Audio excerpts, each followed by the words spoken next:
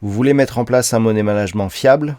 Vous voulez connaître des stratégies de trading simples mais efficaces? Alors achetez mon dernier livre Maîtriser la bourse, un livre indispensable pour réussir en bourse.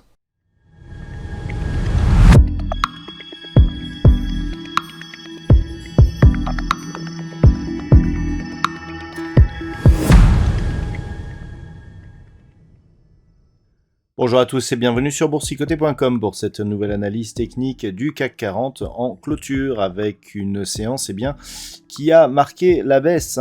Les inquiétudes concernant l'état sanitaire en Chine inquiètent. On a la perspective d'un resserrement des taux et tout cela nous provoque une phase de stress avec donc une ouverture sur gap baissier qui a permis un franchissement ici de cette zone des 6510 points. On a tenté un comblement partiel, on est revenu au contact de cette zone horizontale pour revenir clôturer au final très proche du niveau d'ouverture puisqu'à 6449,38, le CAC 40 perd ce soir 2,01% par rapport à la clôture de la séance de vendredi. Sur les indicateurs, nous sommes sur une configuration toujours très neutre sur les histogrammes du MACD qui évolue très proche ici de leur ligne d'équilibre. Le RSI quant à lui commence à repartir à la hausse mais redescend ici et recroise à la baisse sa zone 50.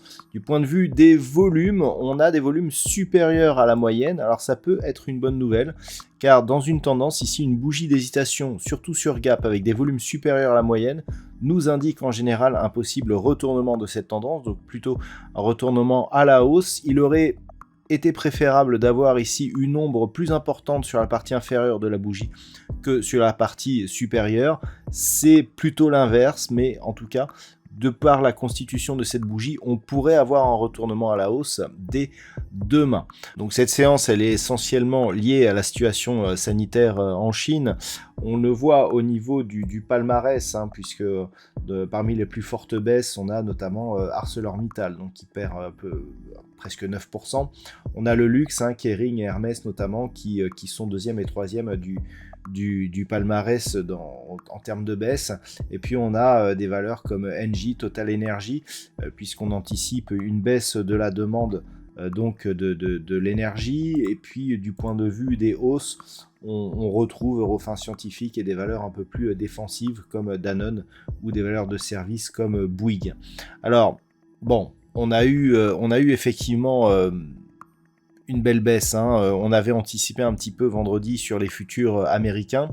Ce qui est marquant sur cette séance, c'est le fait ici que l'on ait tenté un comblement et que l'on se soit arrêté juste ici sur cette zone des 6510 points qui était déjà identifiée comme zone horizontale à surveiller.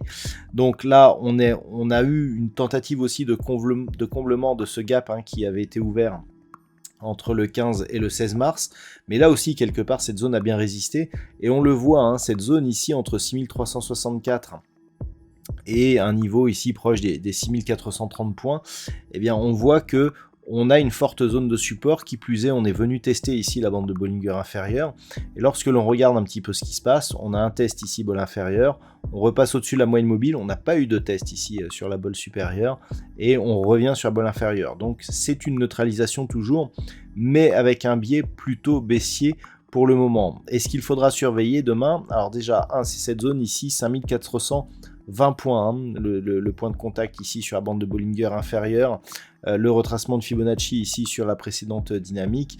On a ici ce retracement des 38,2 qui, depuis la phase de consolidation, agit comme support. Si on cassait cette zone, clairement, on reviendrait ici chercher la zone des 6364.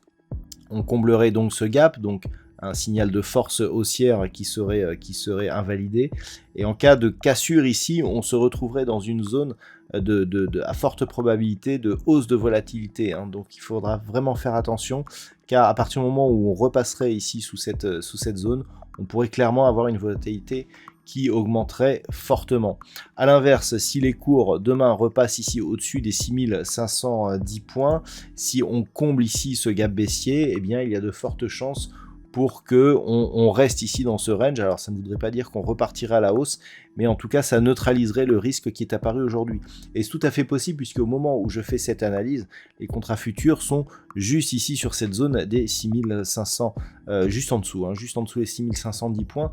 Donc il est tout à fait possible que demain on ouvre sur des niveaux légèrement supérieurs à cette zone horizontale. Voilà donc ce que l'on peut dire sur cette configuration technique. D'un point de vue statistique, nous avons une configuration qui est plutôt neutre pour demain, c'est assez neutre. Par contre, par rapport à la baisse que nous avons là, il semblerait que pour la fin de la semaine, on ait une très forte probabilité haussière, c'est-à-dire qu'on pourrait repartir et revenir sur la zone des 6751 points.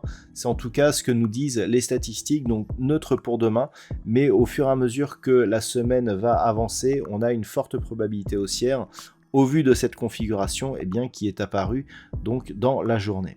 Voilà donc ce que l'on peut dire sur cette configuration technique. Je vous souhaite de passer une très bonne soirée et on se retrouve dès demain pour d'autres analyses techniques, toujours sur le site boursicoté.com.